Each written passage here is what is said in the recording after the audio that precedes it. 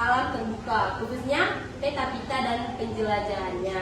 Nah, sebelum dari itu, izinkan kakak-kakak semuanya memperkenalkan diri. Kakak Feby Ontinal Limbong. Saya Nurul Safitri Tanjung. Saya Umi Ira. Saya Wijaya Ramadhani. Oke, baik, terima kasih. Nah, yang pertama, adik-adik, kakak mau nanya nih, adik-adik sebelumnya udah pernah dengar peta pita nggak? Belum pernah ya? Nah, baik, kakak jelasin ya. Peta pita itu adalah gambaran keadaan daerah atau wilayah yang dilewati dalam suatu perjalanan atau penjelajahan yang digambarkan pada gulungan kertas berbentuk pita. Disebut pita pita karena kertas yang digunakan digambar atau digarap digulung seperti pita, mesin pik. Peta pita dan peta perjalanan merupakan materi latihan kepramukaan yang sangat penting untuk mengembangkan rasa cinta alam dan penguasaan lingkungan. Penerapan pengetahuan tentang pita serta keterampilan bekerja dalam kelompok dengan teliti dan kompak dan kebersamaan. Nah, kakak simpulin nih, peta pita itu adalah peta yang dibuat dalam sebuah kertas nih dengan menggunakan aksen gambar-gambar alam. Contohnya ada gambar pohon, gambar jalan, itu digunakan pada kegiatan pramuka. Nah gitu. Setelah itu pita yang dalam kertas tadi digulung, dibentuk diikat dengan pita. Makanya disebut dengan peta pita gitu. Yang kedua, kakak bakal jelasin yaitu kegunaan dari peta pita ini. Kegunaan dari peta pita ini yang pertama yaitu sebagai pedoman atau petunjuk perjalanan. Nah, peta pita ini bertujuan untuk sebagai petunjuk. Nah, kan kalau pramuka kan mau dibikin jelajah alam kan? Tahu jelajah alam nggak? Contohnya disembunyiin sesuatu nih, harta karun atau isinya sesuatu hadiah nih, disuruh setiap kelompok mencarinya menggunakan peta pita ini. Jadi ini sebagai petunjuk untuk menuju harta karun yang disembunyikan tersebut gitu. Yang kedua yaitu sebagai dokumentasi perjalanan. Tahu nggak dokumentasi? Dokumentasi itu kayak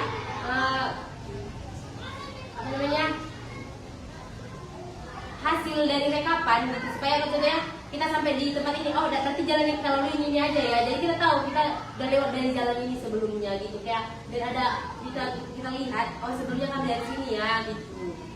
Dan ketiga yaitu sebagai pedoman untuk membuat peta wilayah. Dalam pedoman peta pita dengan mudah kita dapat membuat peta wilayah tertentu, tinggal penyesuaian dengan skala yang diperlukan. Tahu skala yang diperlukan maksudnya gimana? Skala yang diperlukan itu sebenarnya 1:1000. 1:1000 itu diartikan dengan 1 di kehidupan nyata itu diperkecil dengan 1000 kali di kertas. Jadi kan ini besar nih wilayahnya, di kertas kan jadi kecil kan? Itu namanya diperkecil sebanyak 1000 kali. Kalau 1:2000 diperkecil sebanyak 2000 kali gitu maksudnya. Oke, demikian yang kakak jelasin. Selanjutnya bakal dijelasin oleh Kak Nurul. Kak Umi.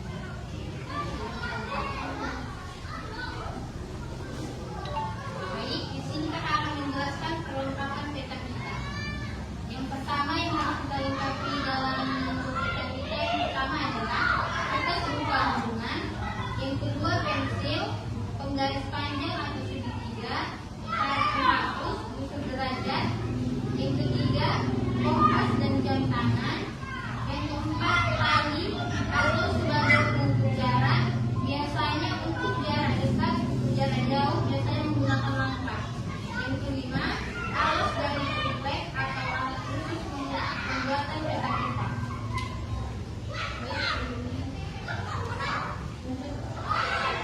Baik, di sini kakak akan menggambarkan contoh-contoh dari gambar dari peta pita ya. Yang pertama itu untuk sungai, jalan, dan jembatan.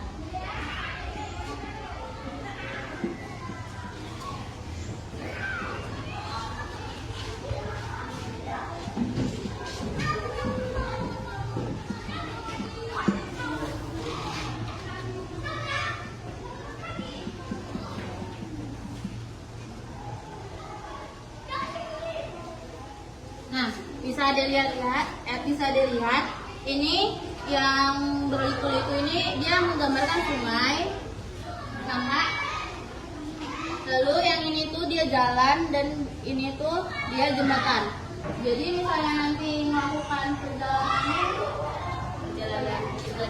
penjelajahan, misalnya adik jalan terus melihat kode ini, terus jalan, terus ada nampak ini di bawahnya di sungai. Kan biasanya kita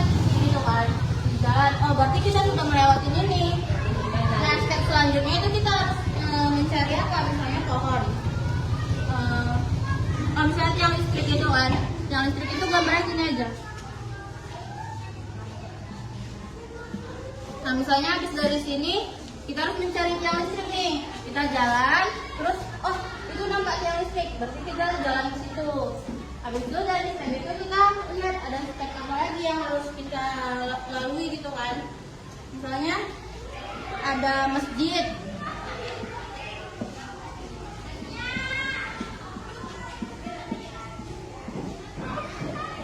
Nah, ini masjid. Terus ini gereja. Dan ini kodenya emang harus kayak gini ya dek, harus pas gitu ya.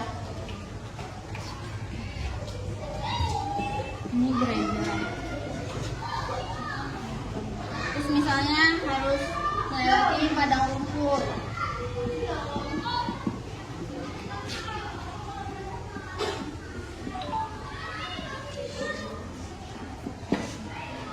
Nah, misalnya sudah melewati ini semua, nanti bakal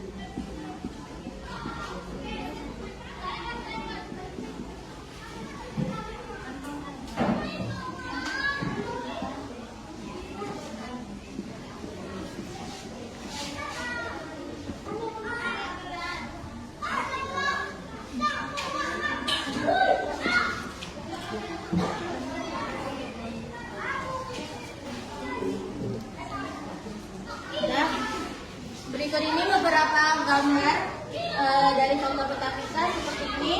Kayak dia bulat-bulat ini itu bukan pipa. Lalu kalau dia garis-garis seperti ini itu dia menunjukkan rawa-rawa. Lalu seperti pohon ini pohon pinus, ini pohon pinang. Dia garis, terus ada gelombang di atasnya. Lalu ini batu bukit, dan seperti ini menara air, dan ladang itu dia kayak huruf L gitu aja. Nah, itulah nanti di dalam peta kita itu yang harus ada dijelajahi dari sini dulu, terus kita harus nyari tiang listrik, kita harus melewati masjid, padang rumput, gitu-gitu. Nanti kalau udah selesai semuanya dan kita lalui semuanya, sampailah di garis finishnya.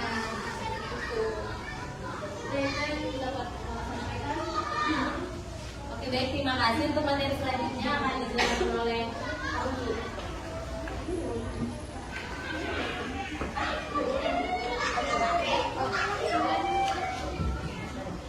Dijelaskan oleh Gogo. Baiklah, di sini kakak akan menjelaskan tentang hal-hal yang perlu diperhatikan dalam pembuatan peta kita. Nah, dalam pembuatan peta kita, pada setiap perubahan arah atau belok selalu diperhatikan. Terus yang kedua itu satu baris gambar yang meliputi seperti jam, jarak, gambar dan peta, dan keterangan petunjuk oleh pada belokan pada titiknya. Dan yang ketiga itu menggambar peta kita dimulai dari bawah ke atas. Bagian yang sudah digambar dikurik ke arah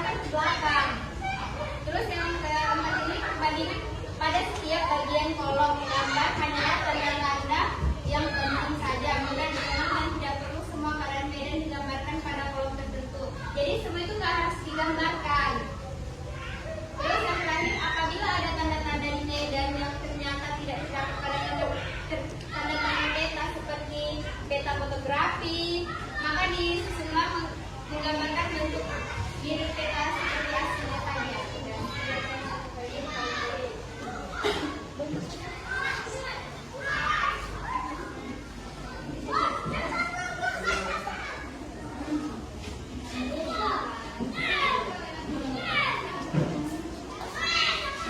Oke, demikian yang dapat kakak-kakak jelasin kepada ini semuanya. Lebih kurangnya kami memohon maaf. Sekian dan terima kasih. Selamat pagi semuanya.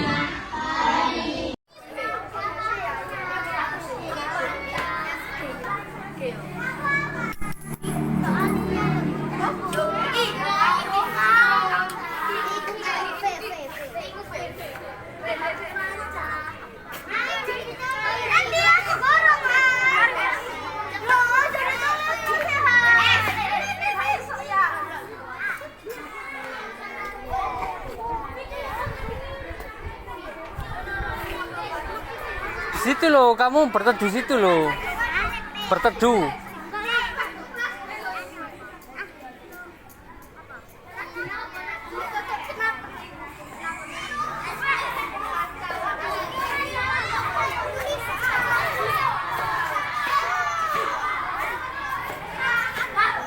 Bisa apa? Hmm.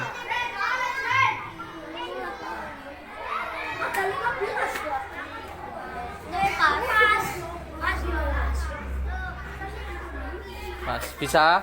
Kapam. Oi.